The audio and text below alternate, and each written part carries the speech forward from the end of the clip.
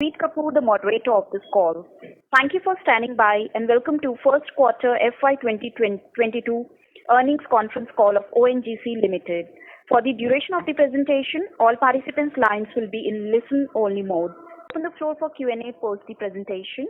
So without any further delay, I would like to now hand over the proceedings to our CMD, Mr. Subhash Kumar. Over to you, sir.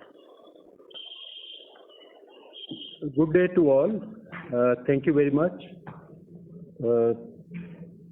Just before formally starting, let me give two pieces of information. One is that ONGC was established in 1956 on 14th August. So this happens to be our beginning of 66th year.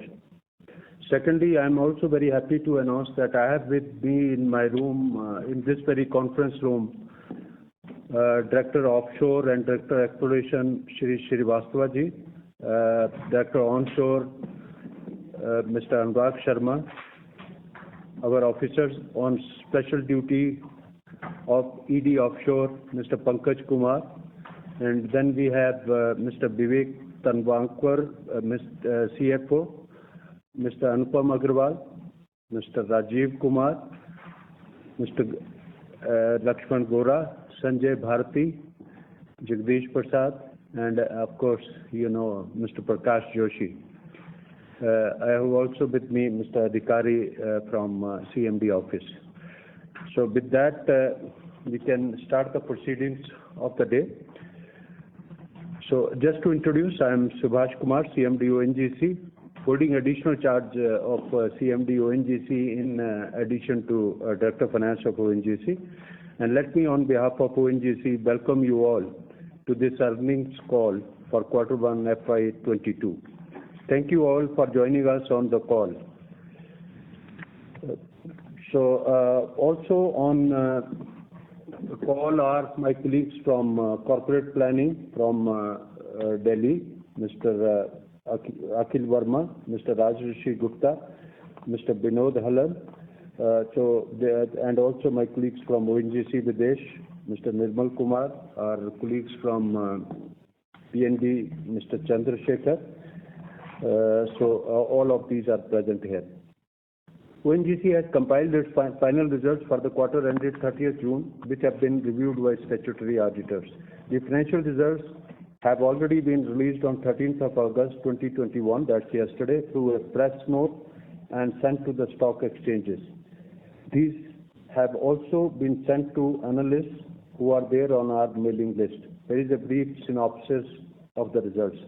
The company has earned a net profit, that is profit after tax, of rupees 4,335 crore during the first quarter of FY 22 as against rupees 497 crore during the first quarter of FY 21, an increase of rupees 3,838 crore. That's in terms of percentage, this is an increase of around 772%. The increase in net profit during the current quarter versus the same quarter of previous fiscal is on account of higher sales revenue due to higher crude and gas prices, which have been partly offset by lower natural gas prices. The sales revenue for first quarter of this fiscal has increased by rupees 10,021 crore. That's an increase of around 78%. And it is this fiscal at 22,955 crore as against rupees 12,934 crore in the corresponding quarter of the previous year. The sales revenue in the current quarter has increased mainly on account of higher sales revenue from crude oil, that's around 10,013 crore, and value-added products have added rupees 1263 crore. Which is, of course, is partly offset, as I said earlier, by lower sales revenue from natural gas to the extent of rupees 625 crore, and increase in GOI, Government of India share of profit petroleum by rupees 630 crore, mainly in RJON 90/1, that is by 490 crores. The billing, that is net of VAT and CST for crude oil during the first quarter of current fiscal was at rupees 65.59 per barrel as against US dollar. So pardon, it is US dollar 65.59 per barrel against US dollar 28.87 per barrel in the same period of the last year. This actually translates into an increase of 127%, and in dollar terms, this is an increase of $36.72 per barrel. The exchange rate of rupee versus dollar stood at rupees 73.73 versus rupees 75.86 in the first quarter of previous fiscal.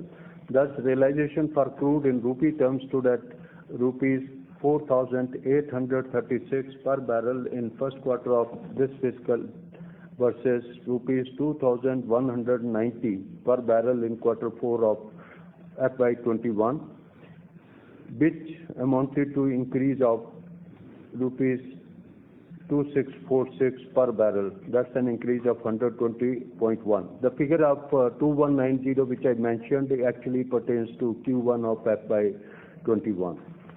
During Q1 FY22, the statutory levy stood at rupees 5,970 crore as compared to rupees 2,981 crore in Q1 of FY21.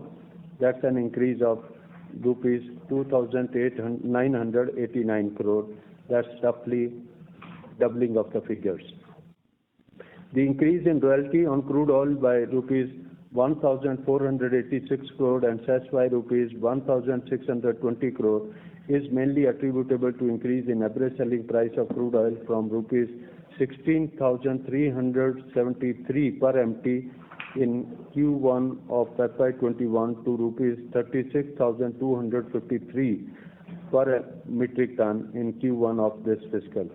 Similarly, there has been a decrease in royalty on natural gas by rupees 34 crore on account of decrease in average selling price of natural gas from rupees 7,233 per 1,000 cubic meter of gas in Q1 of previous fiscal to rupees 5,961 per 1,000 cubic meter in Q1 of this fiscal. The operating expenditure has increased by rupees 640 crore. That's an increase of 15.4% from rupees 4,158 crore in Q1 FY21 to rupees 4,798 crore in Q1 of this fiscal. The increase in this fiscal, the first quarter of this fiscal, is mainly attributable to the increase in consumption of materials, which happened mainly at the Dahej plant by rupees 325 crore on account of increase in quantity and prices of spot LNG, contractual payment, that is rupees 127 crore, mainly at Western onshore and offshore due to increase in activities, transport expense, rupees 83 crore, mainly at Western offshore, and staff expenditure by rupees 232 crore. This increase in operating expenditure has been partly offset by decrease in repair and maintenance by rupees 74 crore, mainly at Western offshore platform, and reduction of other production expenditure by rupee 102 crore. The finance cost has increased marginally by rupees 10 crore from 610 crore in Q1 of previous fiscal to 620 crore in Q1 of FY22. This increase is mainly on account of interest on NCDs, which has been partly offset by decrease in short-term loans. There is a marginal increase of rupees 24 crore in exploration costs written off, survey and unsuccessful well cost in Q1 of this fiscal, that is rupees 1127 crore in the quarter 1 of previous fiscal has increased to 1151 crore in Q1 of this fiscal. This increase is mainly attributable to increase in unsuccessful well cost by rupees 27 crore. DD&I cost for Q1 of this fiscal stood at rupees 4,165 crore as against rupees 3,822 crore on Q1 of previous fiscal. That's an increase of rupees 343 crore, and in percentage terms it is about 9%.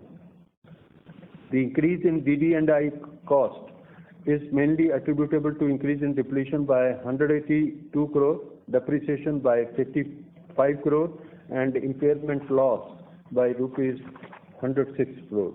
The increase in depletion is mainly at Western Offshore by 124 crore due to increase in cost of oil and gas assets and facilities by rupees 1,360 crore, Ahmedabad assets by rupees 31 crore, Assam assets 63 crore, and RJON 90 by 1 by rupees 84 crore due to increase in production and cost of oil and gas assets and facilities. The increase has been partly offset by decrease in depletion at Vashishta field by rupees 47 crore due to booking of impairment loss last year, and JV Rava by rupees 45 crore due to increase in reserves and reduction in production.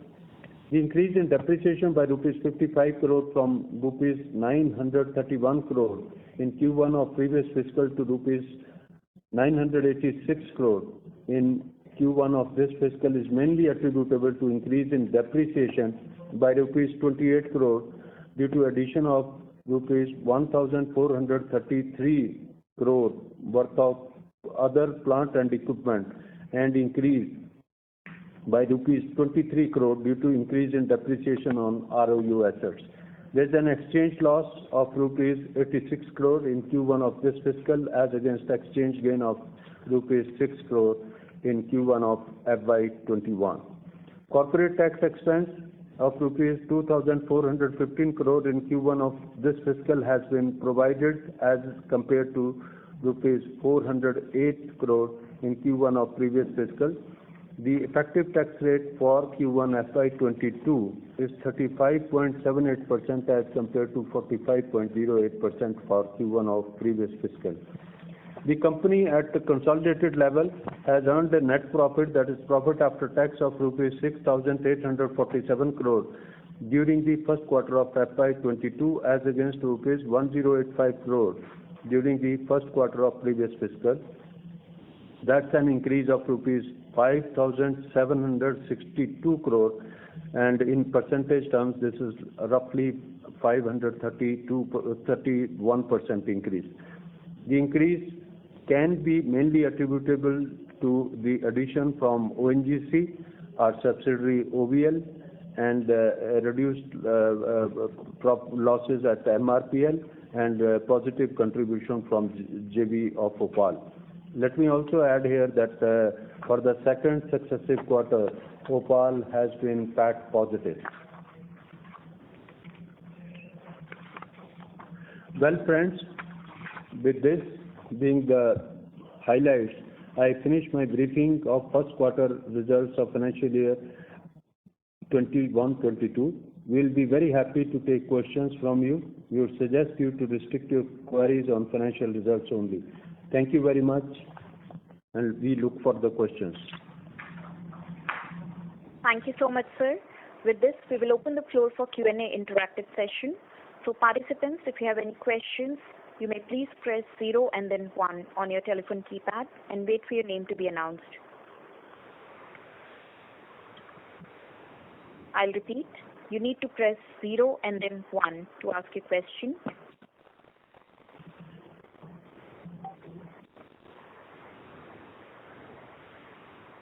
First question of the day we have from Amit Rastogi from ABS Securities.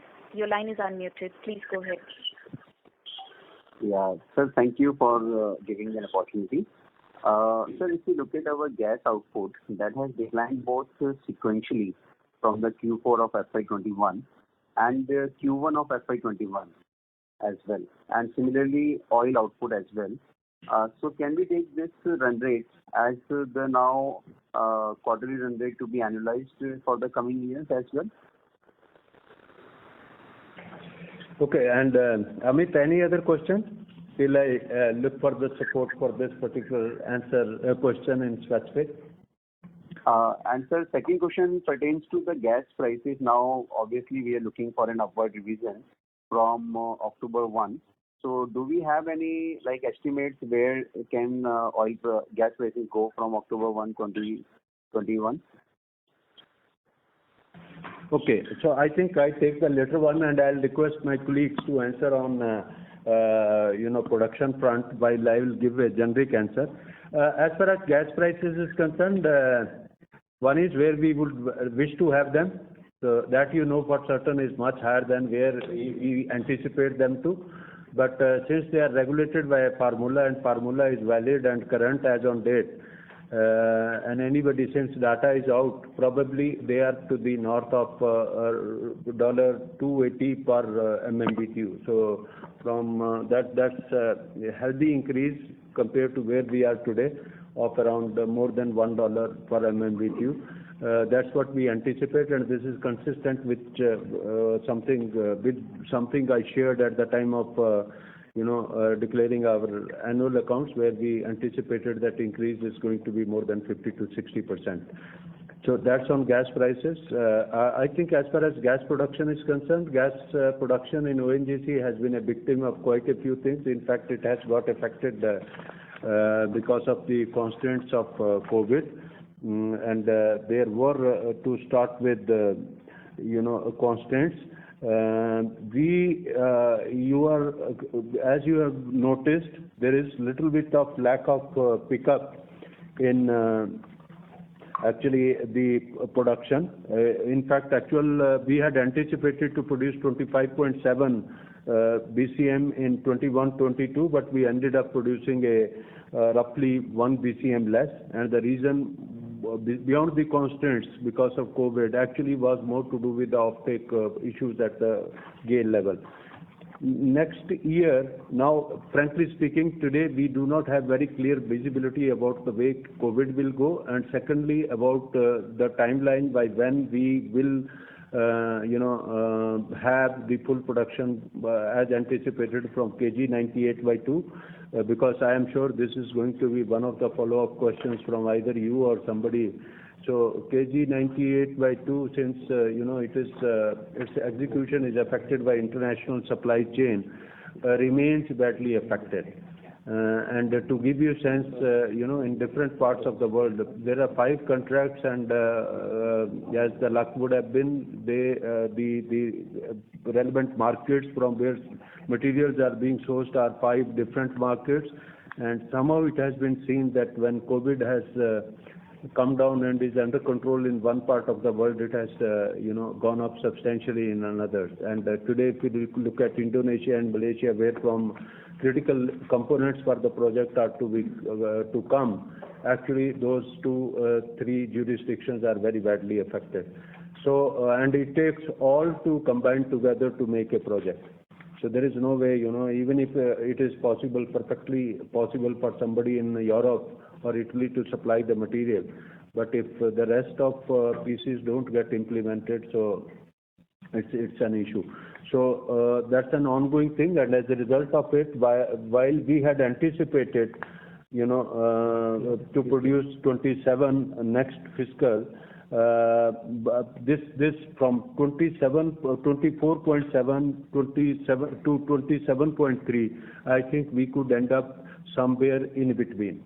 We might not reach 27.3 in entirety. And let me also remind, in 2021, what we produced was 22.81. 21-22, despite the hiccups of pandemic, we did produce 24.79. So that was roughly an increase of 2 BCM, which should be considered substantial. In addition to this, as my colleagues are just mentioning, actually Tauktae in Western Offshore has also been a disturbance for production, while we were able to continue the production, both oil and gas, at substantially the same level. However, there was some impact, and that will also affect the numbers. So long answer to your short question. I thought let me address, preempt some of the questions from you and your colleagues.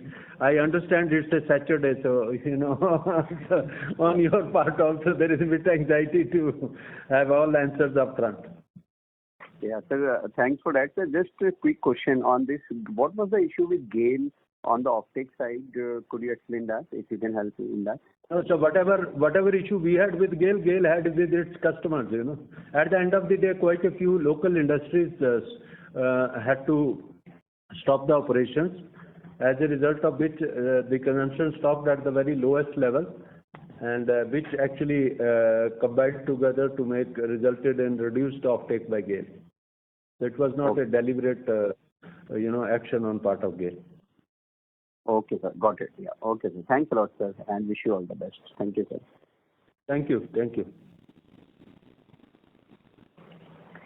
Next, we have Pinakin Pal from JP Morgan. Your line is unmuted. Please go ahead. Thank you, sir. Sir, I have one question. If I look at the average realization of crude for the quarter at roughly $65.50, the discount to the average Brent is slightly higher than what historically it has been. Any particular reason for that, sir? So, as you would know, actually, we have principally around 2/3 production from Mumbai offshore, which is benchmarked to Bonny Light. And then in eastern onshore, actually, the oils are actually, there is a very long list of oils which are used for the purpose of pricing. So while Brent is a right reference to look at how realizations have happened, the exact parallel needs to be drawn with reference to Bonny Light, which actually affects our realization to a very large extent. Understood, sir. And sir, just another question on the gas pricing. While you did mention that at this point of time, given where the formula is, it looks at more than a dollar increase in the next price reset in October. But given the lag that we have in the pricing formula and given where all the gas prices are globally, would you expect, even a larger increase in the next reset in April 2022? I think, numbers for that are also partly available today. The trend suggests that it could end up being significantly higher. But since it's a numbers game, you can do it faster than me. And by all indications, actually, those numbers are likely to be significantly higher. Understood. So Thank you. Yeah. Understood. Thank you very much, sir. Thanks, Pinaki, for your question. Next, we have Probal Sen from Centrum Broking. Your line is unmuted. Thank you very much for the opportunity, sir. Just a clarification on the first answer that you gave. The 24.7 BCM production, sir, was in FY21, and the FY22 target is 27, and you're saying it will end up being between 24.7 to 27 BCM. No. Is that correct? Okay. Let me correct a little bit. Maybe I said that way. 22.81 is what we actually produced in 2021, and 24.7 is something we intend to produce. I only flipped by 1 year actually.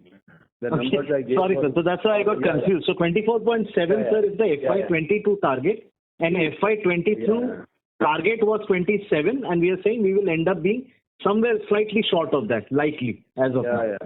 So probably slip was attributable to get out of, the corona period. So you are anxious to get out of it. So 1 year ahead. Each one of us. Right. No, thanks for correcting. I think that will be very helpful. No problem, sir. The other question was, sir, with respect to the subsidiaries in the OVL production trends that we see. Now, any guidance you can give on Sakhalin and Vankor, what kind of decline rate should we work with for the next couple of years? Because it has obviously been it's an older field, there's a gradual decline there. So what should we be working with as a run rate, sir, for the next couple of years from OVL? So, Prabal, one is that Sakhalin, started production in October 2005 and has been operating more or less at the same level. I mean, that's in fact too good to be true. There will always certain a time in the life of a field when decline, despite the best of efforts, cannot be contained. Having said that, actually it will be unfair to take year 2021 as any reference for the purpose of predicting what kind of behavior the fields are going to have. See, it's an extremely constrained environment in which the people are operating in field. Plus, while Sakhalin project itself is not directly within the framework of OPEC and OPEC plus cut, actually the overall intention to cut the production could end up being behind the thinking. And secondly, the oil prices were at ultra low at a point in time, and whatever efforts are made by the project group at that level probably will bear the result during this period. The decrease in production has been sharp as far as Sakhalin is concerned previous year, but I am sure that is not a reflection of the kind of decline which one can build in. Obviously, at one or the other point in time, the decline will set in. Mm-hmm. And Vankor, sir? Vankor, actually production has come down from 3.5 to 2.8. So, and first quarter also it is holding at around 0.69 MMT.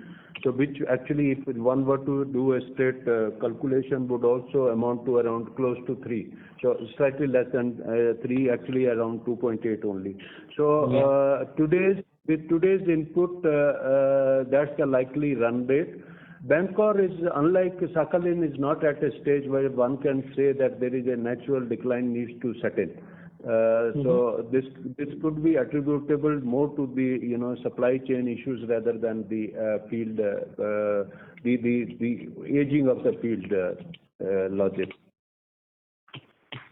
Okay. So one last question, if I may. Overall capex guidance broken up into segments, if you have, for 22 and 23. Okay, so last year, if you remember, we have spent close to 27,000. We started the year anticipating that we'll spend around 32,500 crores. Corona, when it onset in April, May, we thought we will be able to do only 26, but we ended up improving a bit on that. This year also, we rather than building a specific number, while for budget purpose we have a number which is very close to 32. Actually, we also have certain scenarios where we can ramp up the activity. So the number will be again something like 32. So 30. We have built two scenarios in fact. The earlier figure which we worked out was 29,800 crores, but the actual budget we approved later on was 32,500 crores. So number, if things improve, it much depends on the way things shape up from here. Effectively, you can take it from 29,800 to 32,400. It's a question of the way the whole situation builds up. So the whole COVID-related supply constraints on KG, if they resolve, then it will be at the higher end, sir. Otherwise, it might get stuck slightly lower. Is that a fair way to look at it? Yeah. Okay. Yeah. Thank you very much, sir. I have more questions. I'll come back in the queue. Thank you so much for your time. Oh, okay. Next we have Sabri Hazarika from Emkay Global. Your line is unmuted. Yeah, good morning, sir. Sir, I have three questions. The first one is related to OPaL performance. So can you quantify in terms of the profitability and utilization for the quarter for Q1? Okay. Go ahead with three. Give me time to think. Okay. Second one is regarding the court case with respect to KG 98/2 bidding round. So what is the status of that? And third one is relating to... No. Can you repeat the second question?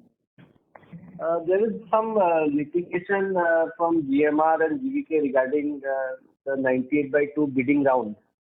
So it was supposed to go to the High Court or something of that sort. So what is the status of that now? Last year.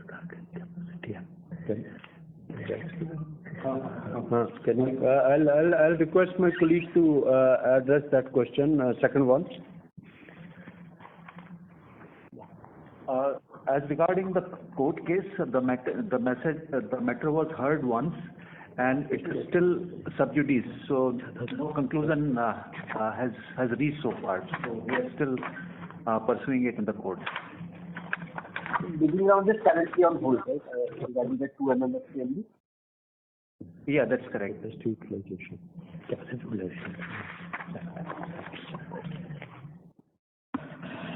Okay, as far as OPaL is concerned, we had anticipated that FY21 will be an year with 100% capacity utilization. In fact, it did cross for a few months more than 100, but year-end average ended up being close to 90%, 89.5% to be specific, below or very close to 50%. This quarter also, capacity utilization has been lower, and while I don't have a specific figure in front of me, I think it is around 87% or so. But happy to share that in both the quarters, actually the last quarter as well as the first quarter, the company is in black. Any figure regarding the fact? So I think last quarter was around 270 crore or so, and this quarter is 65 crore plus net PAT. Last quarter का कितना था? Last year का नहीं, last quarter का. I think these were the two. Sir, 274, sir. Yeah, 274. That's with always quick with the numbers. Okay, thank you. 274 crore for which period? 270 Q4 of previous fiscal. Okay, that was 274 crore, and this quarter it was 65 crore. Yeah. Okay. And so the last question actually pertains to your capex, more like your medium-term capex. Is the company trying to change the capex mix in terms of allocating some portion to say renewable energy or something of that sort? I think there has been talks regarding plans, sizable plans in I think wind farms and other kind of renewable sources. So are you planning to allocate certain capex on that head? Anything on that front? Okay, so I can say actually two things on capital allocation outlook and plan going forward. One thing is probably we have nearly concluded our internal discussions and decided that we will be little more aggressive on exploration, and instead of remaining constant to the 7 or 8 basins where oil has been encountered, probably we may take bets outside them for the reason that while risk will be higher, the reward expected will also be higher, and for this we have changed our approach, and we are willing to build alliances with international majors to see that depending on the expertise and value they bring to specific scenarios, we can have them. So that is on the exploration front. The second question pertained to renewables. Yeah, you got it right. Actually, we have aspirations. Numbers are we want to grow up to 10 gigawatt. So we are mindful of the transition in energy space taking place. However, we also are not in a tearing hurry to do that on a tomorrow basis, for the reason that since India continues to import a substantial portion of oil and gas which it consumes, so from marketing perspective or offtake perspective, there is no instantaneous challenge. However, independent of that, in fact, renewables seem to be making a lot of business sense today, and we are looking at possibility of inorganic investments in renewables, where with the alliances we could go into areas where beyond being passive investments, they end up or they help us accrete value to the overall business scenario. So we, instead of saying that we are moving away from actually fossil fuels, which seems to be the clamor in some of the cases elsewhere, probably we will like to synthesize the two and build a stronger business context for ourselves by building in and improving the standing of renewables in our overall business profile. Okay, sir. Thank you so much and all the best. And also to add, if something on renewables were to happen, actually no significant allocation is there in this 32,000 crores or 29,000 crores which I mentioned. There's only marginal allocation today. Got it. Thanks a lot. Please have a nice day, Sabri. Thank you, sir. Wish you the same. Next is Bharat Ranjan from Entic Limited. Your line is unmuted. Thank you, sir. So this OVL, can you give us some idea as to under what conditions we can take a higher crude realization? Because last quarter, obviously, crude prices globally went up and the realization has been largely flat. So under what conditions we should look at a higher crude price and gas price realizations? No, actually, if you know that in case of OVL, actually the crudes are priced against the local benchmarks and local practices. So, and for some, I'm not sure. Actually, the oil price realization of OVL would have improved definitely. That's one of the reasons for their improved performance. But improvement might not be that spectacular because all crudes have not moved in the same fashion. So, however, their Q1 FY22, the realization is 65.59. So I don't exactly get the question actually. Are you saying OVL realizations are lower? Yeah, it has not moved in line with the global numbers.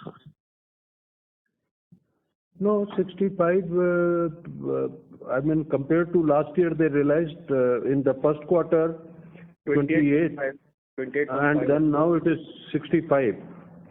Okay, can you give a 4Q as well, sir? Huh? 4Q as well? What has been the comparison?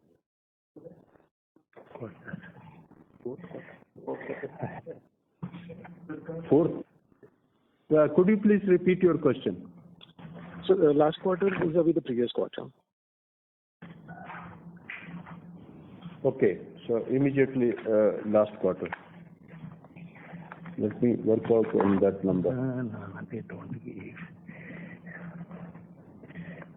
So I don't have that readily available. Maybe I'll request Prakash to pass it on to you. No problem, sir. Thank you. Okay.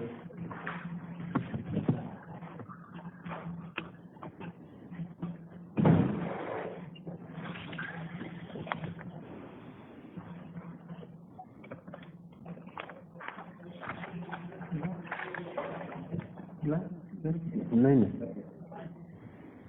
Yeah, please go ahead. I'm done, sir. Thank you, sir. Okay.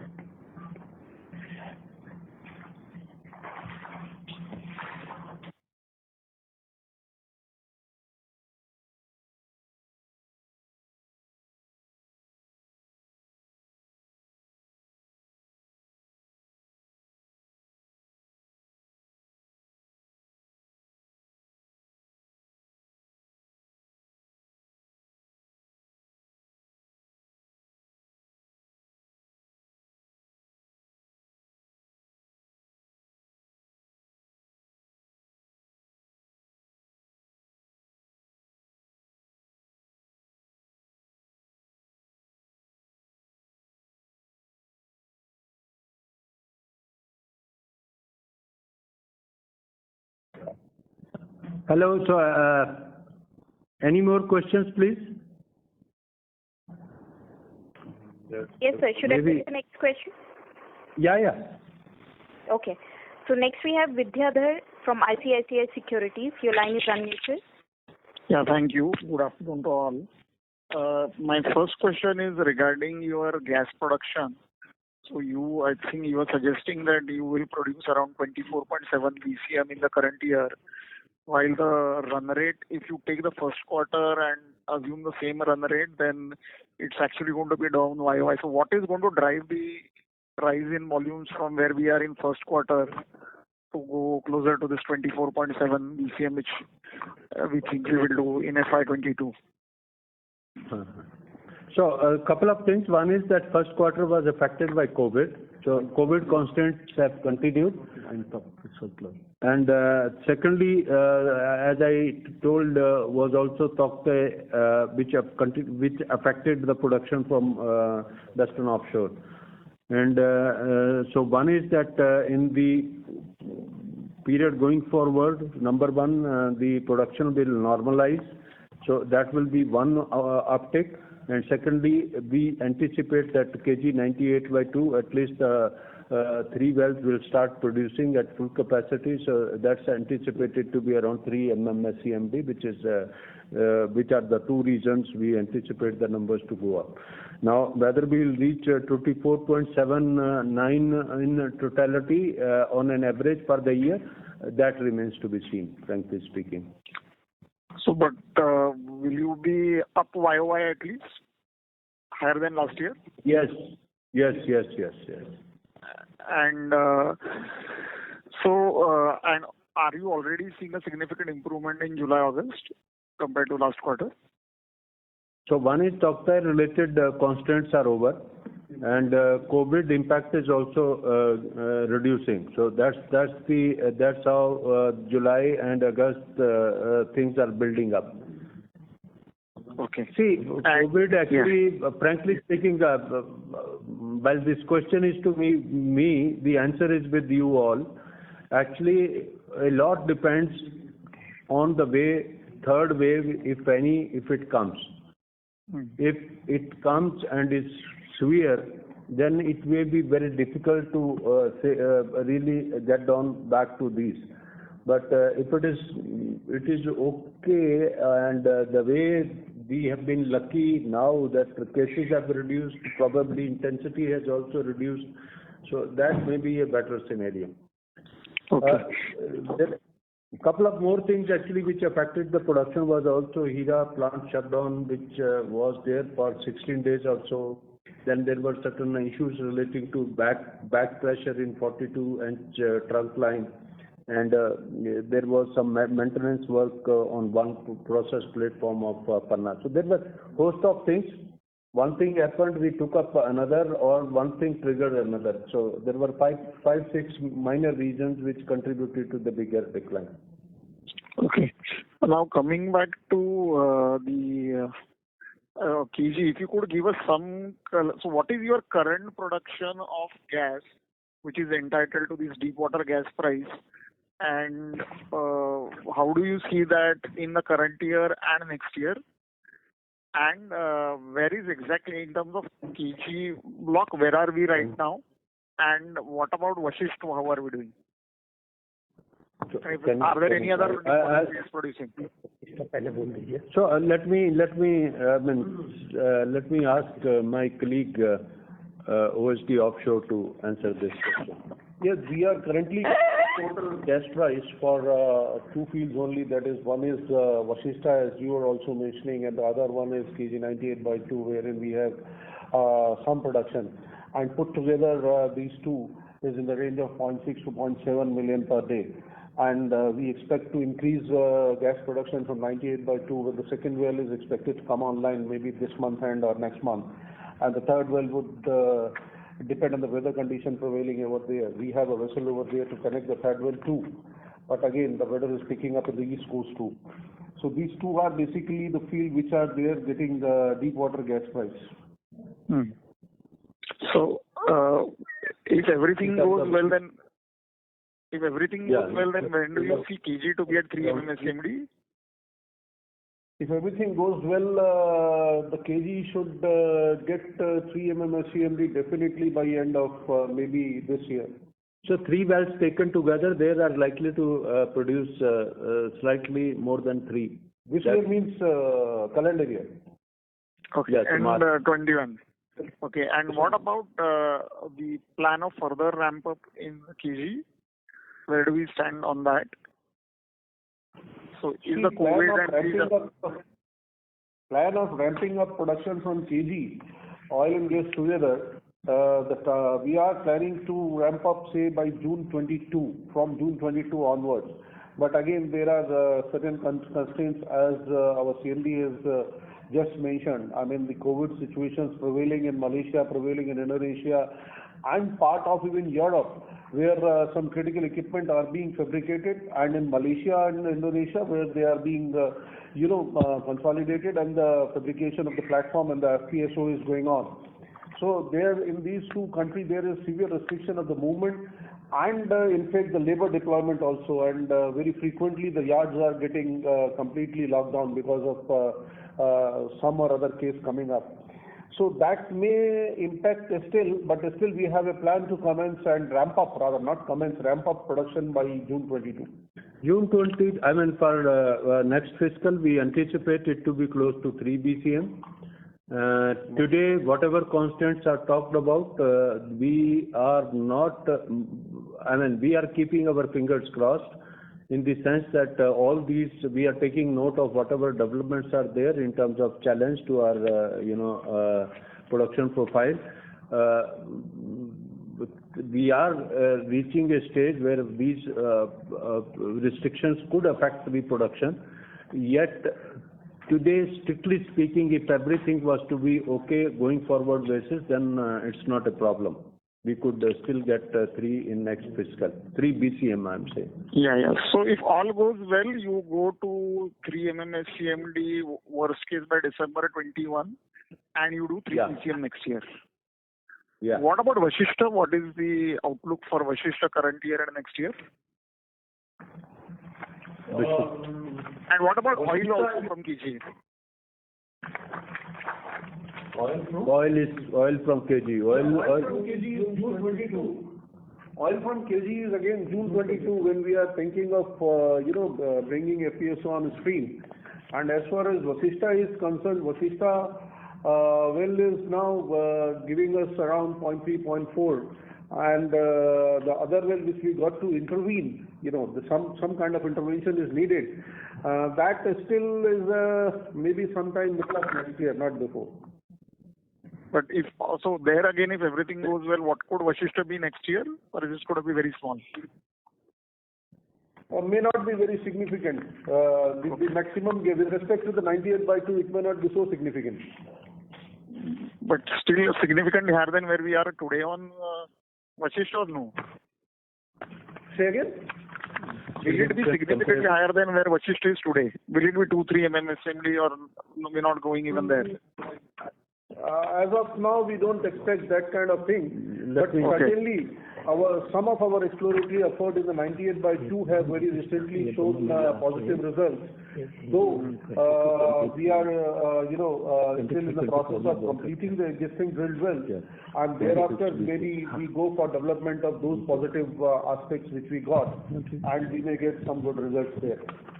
Okay, and so oil, if all goes well, what kind of production can you be expecting in FY23? KG oil? KG oil FY23 should be in the range of 45,000 to 50,000 barrels per day. Average for the year? Average is 36,000. Average would be less because 36,000. 1.8 million ton is what we anticipate today. So now, just to confirm, for FY23, you said that your production may be somewhere between 24.7 to 27.3 BCM for the gas. That's what you said again. Yeah. Now, on the what we were talking about, tying up with international oil majors. So just to clarify, even there, you are basically saying in overly explored or unexplored fields, you are likely to tie up with it, not in the commercial fields where already there are commercial discoveries. You're talking of tying up mainly in those kind of the fields where they are unexplored or overly explored, or in all kinds of basins. So I think one is that technological based solutions we could look for any of the fields, including where we are producing. But I think strategic alliances make sense even for those people if we go to the new fields only, new basins only, because then what we expect is a discovery of a size and scale. So it is more likely. So yeah. This will be basically they will be your partners in these acreages. Yeah. Okay. Last question on Opal. So Opal, could you give us some numbers also on their interest cost and EBITDA in the current and the last quarter?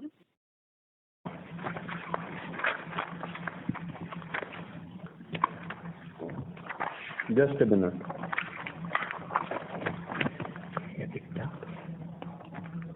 So EBITDA for Q1 21-22 is 969 crores, and EBITDA margin is 27%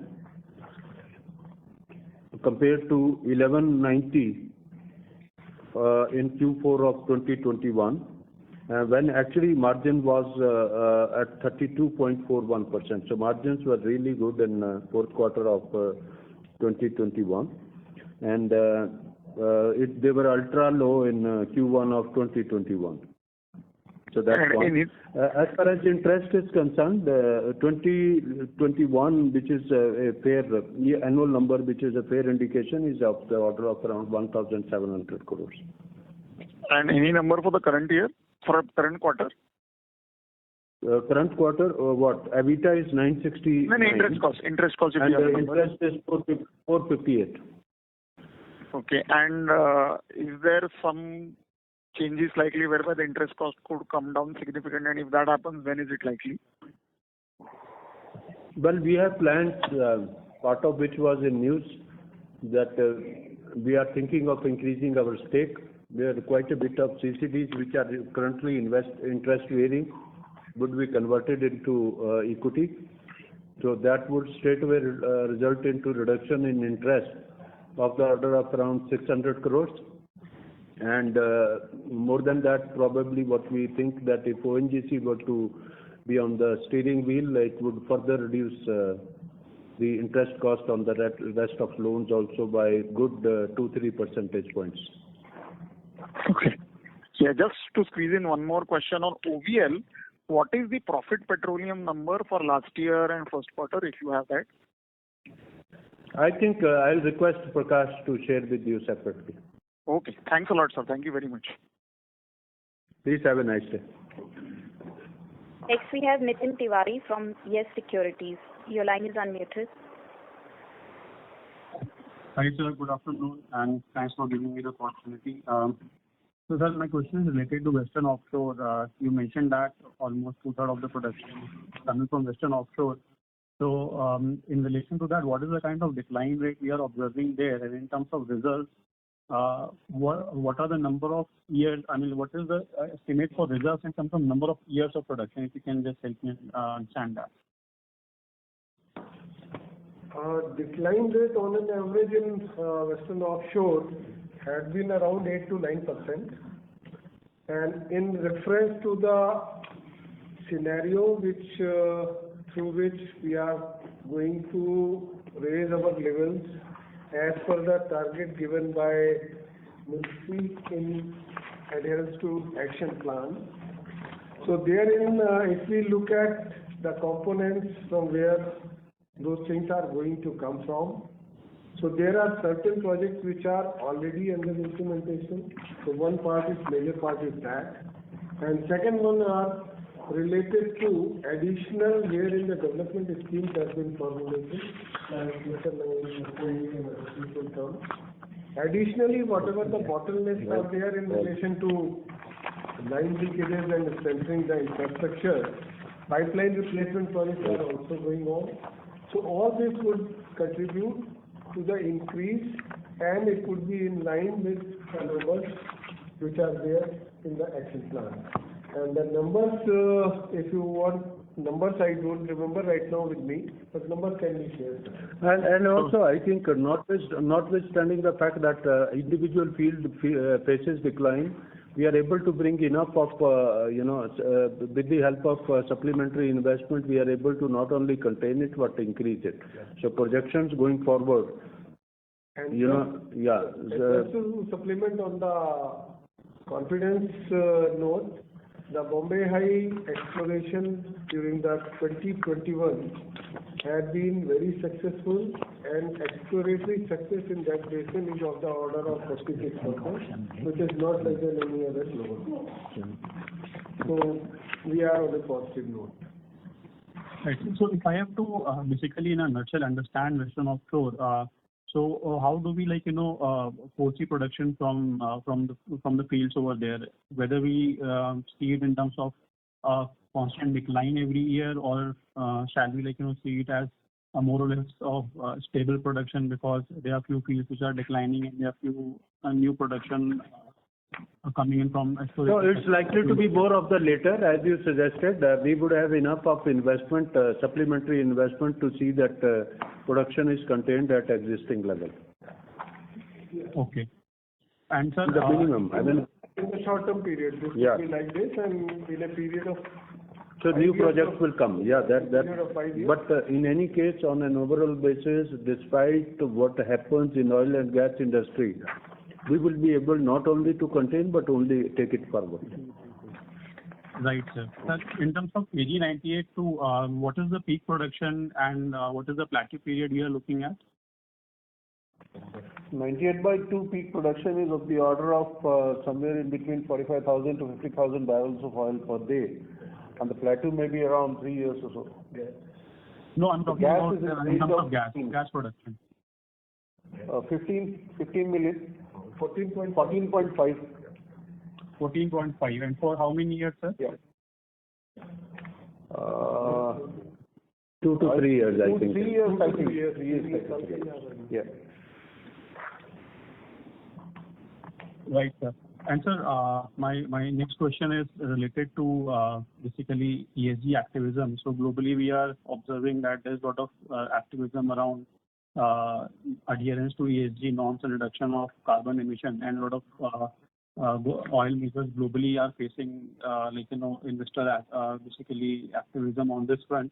So have we also experienced anything of that sort, or and what are our plans in terms of basically adhering in order to adhere to reduction of carbon emission and so on and so forth? If you can throw some light on that, sir. So ESG is a very recent phenomena, but as far as ONGC is concerned, we always face the problem that we were not spoilt for plenty. In fact, gas flaring, which is one of the major concerns globally, in 1992, with the help of World Bank, we brought in a project of gas flaring reduction project in Mumbai offshore, not necessarily dictated by the compulsions of ESG at that point in time, but we wanted each molecule to generate revenue. Having said that, we are mindful of what is happening globally, and we are working. One is that we have been very actively tracking our carbon footprint, which internally we have calculated and is reducing on year-to-year basis. But just to enter the next stage of taking stock of baseline, we are intending to hire a consultant and do the study. But second thing I may add, that ESG concerns are exactly not same for every company, even in the same sector. Because if you really look at when ONGC produces gas in India, it actually could end up in the kitchen of somebody and help replace the firewood or cow dung.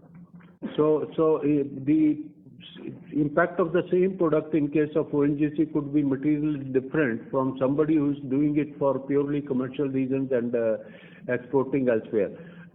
Notwithstanding that, We are doing a lot on carbon sequestration. We are going for CO2 EOR. Then in terms of capturing the fugitive emissions on waterfront also, we are quite mindful and calculating reducing our water footprint. Global methane initiatives we are very actively associated with. And we are also using, micro turbines for the purpose of converting the small isolated gas into the electricity to run our projects instead of flaring them, which had been the case earlier. So we are taking a lot of efforts. We will have a much upgraded plan soon, where we will be able to tell you in more detail in near future. Sure, sir. Thank you so much for taking my questions. Have a good day. Okay, same to you. So I think we can have one more question. Sure, sir. Next we have Swapnil from Increst Capital. Your line is unmuted. Yeah, this is Swapnil. Am I audible? Yeah. Okay, two questions, sir. First is your latest presentation gave not only the projections for whatever 1 or 2 years, but till FY25. In which you have talked about gas production going up to 55 BCM and oil production going to 25. So notwithstanding whatever conversations we are having in terms of some issues on COVID and stuff like that, if I may ask currently, how seriously should we be taking this longer term jump of something like 35 BCM for gas and 27 for oil? Okay, so couple of things. Actually, see, our near-term plans are affected more by COVID. Over a period of time, one can figure out how to manage even if COVID continues. And in fact, we believe that COVID is not going to disappear in a way. Only maybe we would need to learn as to how to continue to operate along with it and probably manage it better. So that is one thing. Secondly, I think very clearly what my colleague shared was that where we aspire to be. So we want to have 70% share in overall production, 65 to 70%, and 65 is what we are planning. So for oil, the number is 40 as far as the country. MOPNG has kind of adopted that, so 26 MMT. And very clearly, let me share it here openly that our existing, actually this also factors in what we need, how much of YTF we need to have to achieve a figure of that kind. So it's not necessarily coming out of all the discoveries or all the production we have as on date. It also has some contribution from YTF. And same is the case with the, I think in oil front, actually the YTF oil front, it is close to 1 MMT comes from that. And in case of gas also very similar, 1 BCM to 2 BCM. In fact, 24-25, 2.1 BCM comes out of that. And in oil, actually in year 24-25, 1.5. So with the kind of numbers we talked about, there is a gap. And that gap we need to build from YTF.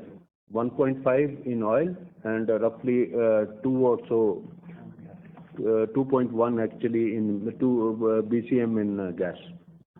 So if you were to say confidence, relatively 100% confidence for the figure, -2 as on date. But YTF, as we have seen, the way we have historically converted, in fact, the plan is only a little more conservative than what we have done over a period of time. Great, thank you. Second question relates to, again, the comment that you made in terms of tie-ups with global companies. I mean, actually, even from a global framework, the fact that you have 100% stake in 98/2 is probably an outlier in terms of not sharing risk with other players. But in terms of this whole strategy about trying to get more people on board to share the risk, what I'm trying to understand is how contingent are the plans to sort of go aggressively on exploration? How are they are they really dependent on getting these partners? I mean, i.e., if the international environment continues to remain poor and nobody sort of willing to join you, would you still take those risks, or would you sort of pull back a bit then? No, so as far as these projects are concerned, we are going ahead irrespective of whether some partner comes or not. I think KG 98/2, if we were to be willing to discuss about it, would be one of the reasons would be it would offer a size and scale. Other discoveries or the other projects which we are intended to take up in next 2 years are not of probably size and scale in which an international participant will be happily wanting to, come along. So that's the reason. Neither it is yes or no. It's not black and white. It is actually, we think that it does not fit in with the strategy of some of these big players. KG 98/2, yes. Both from technology perspective, it is a win-win, as well as it gives the size and scale, and it is a project which is there for anybody to see, and it's readily available. So rest of the discussions on, with the international majors are contingent upon being able to identify something of, interest. Now, we know for certain some of the big names are interested in some specific place. The discussions are going on. We know that some of these entities are also curtailing their investments on upstream, but India also has distinction of being a huge market, and that could be an attraction for them to have a slice of this such a large market, and that's a motivation for them.